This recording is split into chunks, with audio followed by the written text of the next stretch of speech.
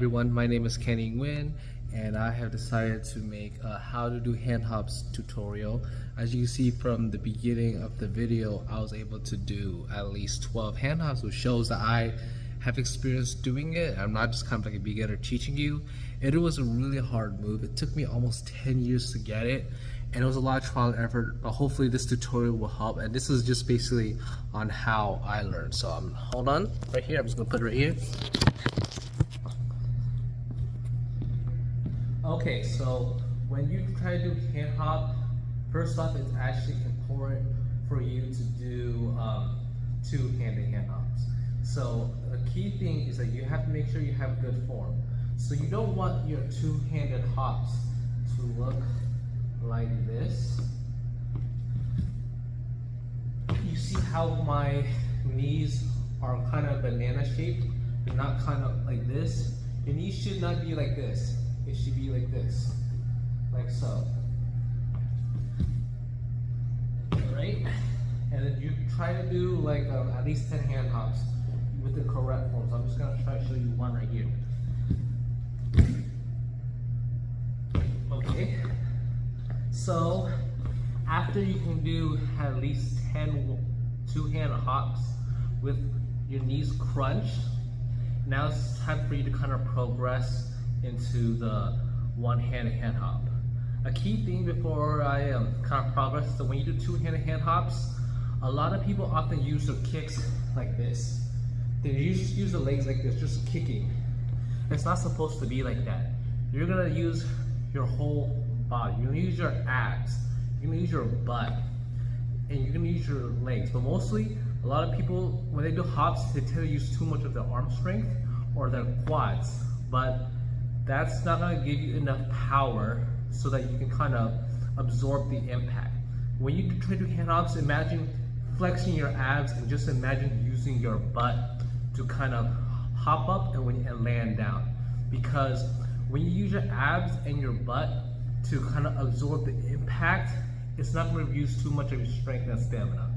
Okay, so the next step here is that I'm going to teach you how to do a tucked pike freeze.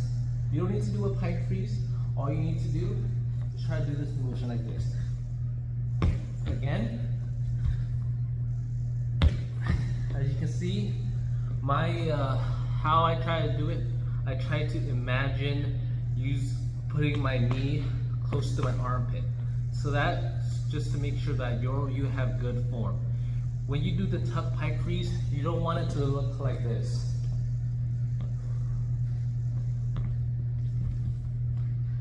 Like as you can see, my legs, they weren't really tucked in. They were kind of like, my legs were like this. They weren't like this. Okay, so now I'm gonna be kind of teaching everyone the fastest way to get hand hops is to often use these railings. Or you have a chair. If you have a chair, try to hold on to those railings. I'm kind of trying to show it to you real quick. Okay. Like I said, try to do, so you grab into a chair railing like this. You just try to hold on to this. This is gonna kind of allow you to build more like wrist strength and endurance. And eventually, you can try to hop up like this.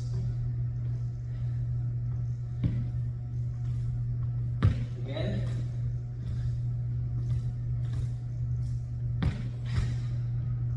Okay, so I think that's the key takeaway. Try holding on something and hopping it.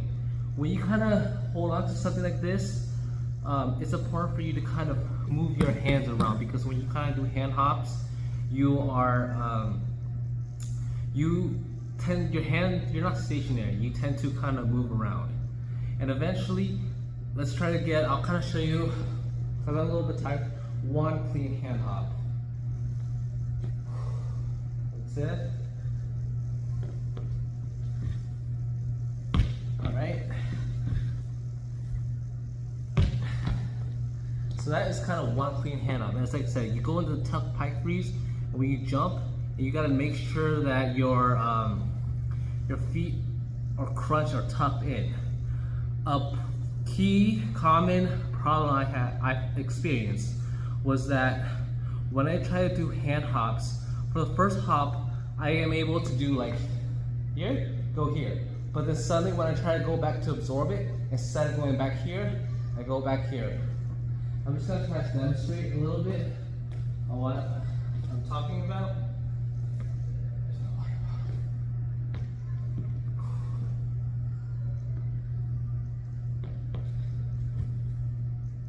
Okay. Something like that. So that's kind of a problem. As you notice, I was in a tuck freeze position, but when I kind of try to hop back in, my feet, I wasn't back into this tuck position. And the reason why that happened is because I did not have enough power. I did not have enough strength to kind of absorb the impact. People try to rush it in, but that is just gonna not get you, not progress you further. So the key takeaway is to make sure that your feet are always like this. And like I said, the hardest part what I found was that when I tried doing hand hops, when I try to start my position, I try to rush things in, and that caused my form to be ugly. A second thing is, like I said, when you try to do hand hops, remember to use your abs and your butt to do it.